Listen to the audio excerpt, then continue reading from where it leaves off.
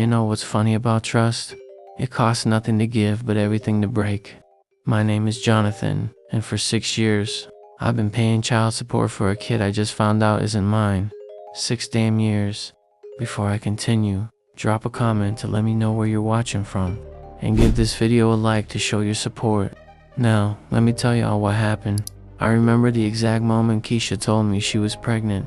We were sitting in her car outside my apartment complex, rain hammering on the roof.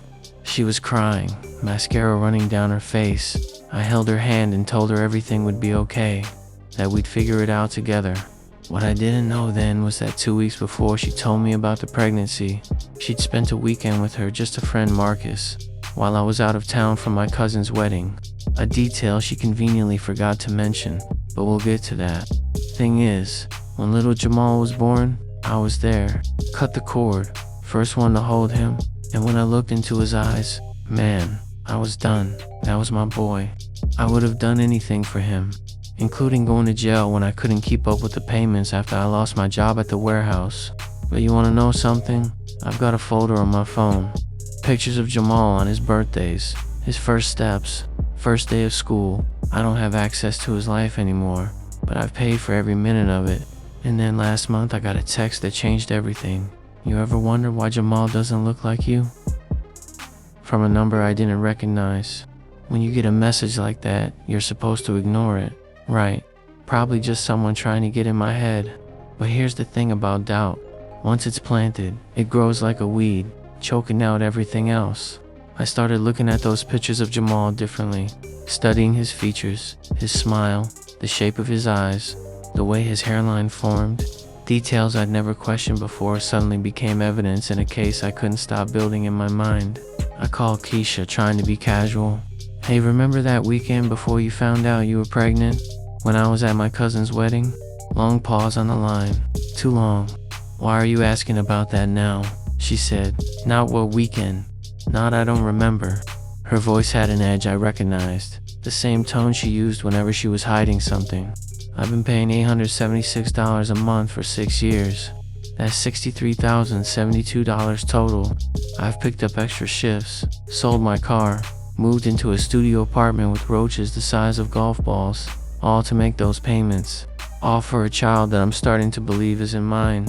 So I did something I should have done 6 years ago.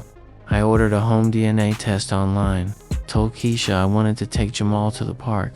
She was suspicious but agreed. All I needed was a swab of his cheek.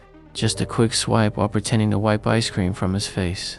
The way he looked at me that day in the park, like I was his hero. And there I was, essentially lying to him, taking his DNA without anyone knowing. 2 weeks later, the results came back. 0% probability of paternity. And that's when I found the first note taped to my apartment door. I know what you did. The question is, what are you going to do now? Ever had that feeling where your entire body goes cold? Like someone replaced your blood with ice water? That's how I felt standing in front of Keisha's house the next day, DNA results in hand. I'd rehearsed what I was going to say, how I was going to stay calm, how I wasn't going to let 6 years of lies and manipulation make me lose my cool. All that went out the window the moment she opened the door and I saw Marcus sitting on her couch. The same Marcus who'd always been just a friend. The same Marcus who suddenly started showing up at Jamal's birthday parties around year 3. You knew, I said, my voice barely above a whisper. Both of you knew this whole time. Keisha tried to slam the door in my face, but something in me snapped. I pushed back, not hard, but enough to keep the door open, enough to make sure they couldn't shut me out. Not again. I've been in jail for this kid, Keisha. I lost everything. Marcus stood up, all 6'4" of him, moving toward the door. You need to leave, man.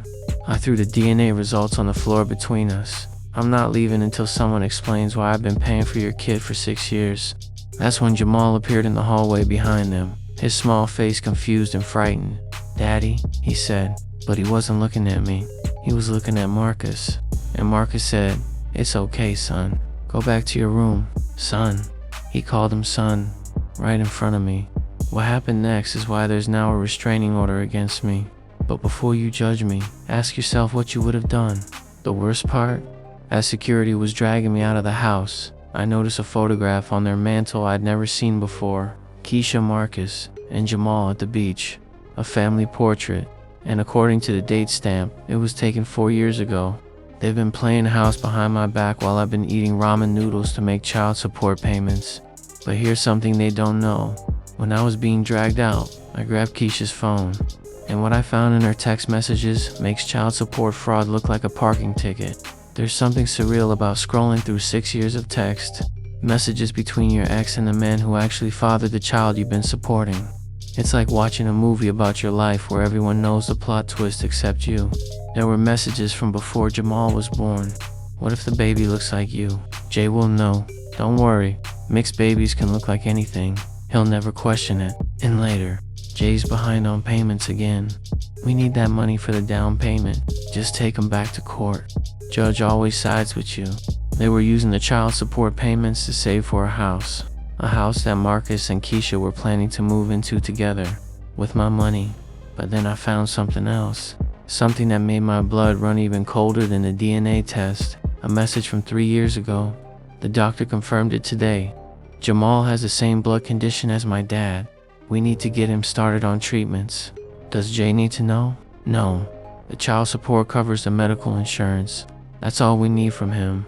Jamal was sick, had been for years, and they kept it from me while taking my money to pay for his treatments. I sat in my car outside a bar at 2 a.m., Keisha's phone in my hand, and made a decision that would either save me or destroy what was left of my life. I texted Marcus from Keisha's phone. Jay knows everything. About the paternity, about Jamal's condition, about the house fund. He's going to the police tomorrow.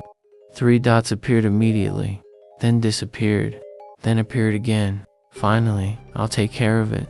What exactly did take care of it mean? I was about to find out because I gave him my address.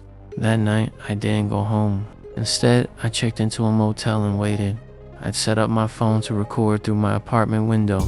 At 3:47 a.m., the notification came through. Someone was inside my apartment, and guess what was sitting on my kitchen table? All the evidence, the DNA test, printouts of their text messages, and a letter to the family court judge explaining everything. The camera caught Marcus finding it all, reading it, and then making a phone call. We've got a bigger problem than we thought. But here's what Marcus didn't know. I'd sent copies of everything to my lawyer 12 hours earlier, along with one more piece of evidence that would blow this whole thing wide open. When I was scrolling through those text messages, I found something that didn't make sense at first. Payments, large sums of money coming from Keisha's account and going to someone named Wilson. Monthly payments that started right around the time I first went to court for child support. Wilson, as in Judge Wilson, the same judge who sent me to jail for falling behind on payments. They say revenge is a dish best served cold, but sometimes justice needs to be served with a side of calculated risk. The next morning, I walked into family court like a man with nothing to lose, because honestly, what else could they take from me? 6 years of my life, already gone. My relationship with a child I'd raised as my own, severed my dignity. Please.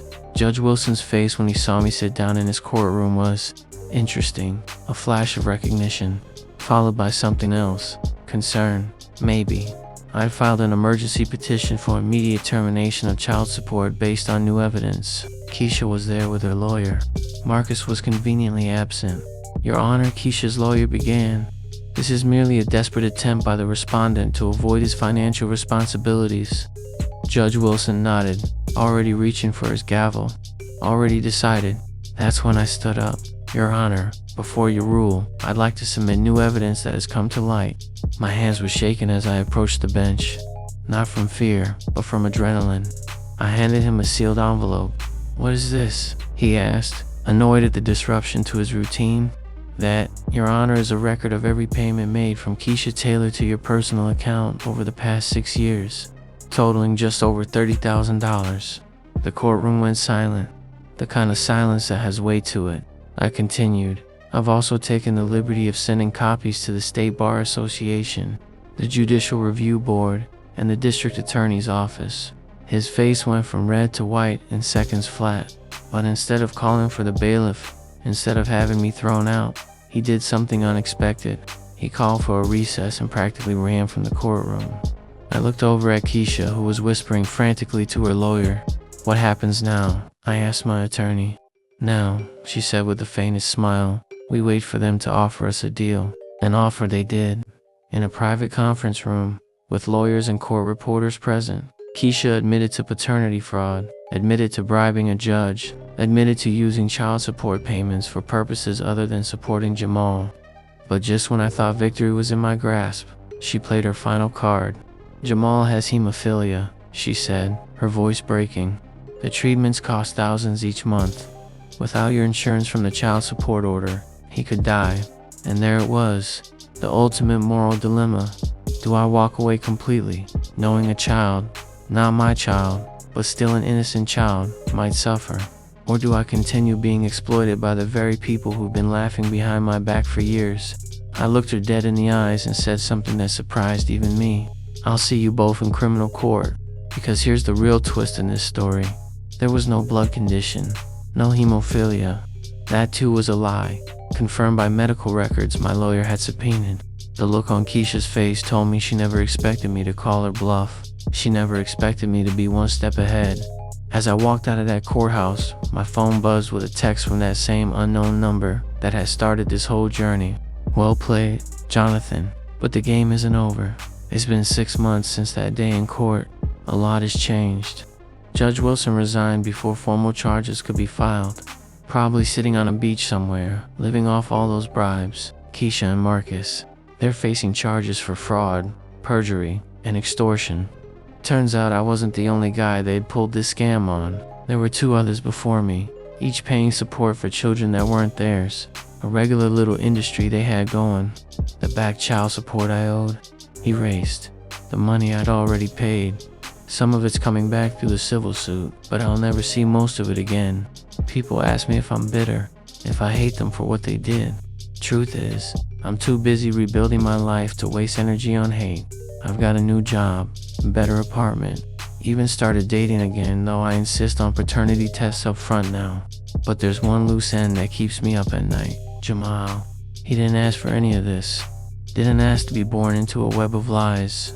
Didn't ask for his mother and biological father to use him as a meal ticket. So last week I did something that probably seems crazy to most people. I filed for visitation rights. Not because I'm legally obligated. Not because he's biologically mine. But because for 6 years, I was the closest thing to a real father that kid had. And somewhere along the way, despite everything, I started loving him like he was my own. The hearing is tomorrow. Keisha is fighting it, of course. Says I'm not family. Says I have no rights. But I've got one last card to play. One final piece of evidence I've been saving.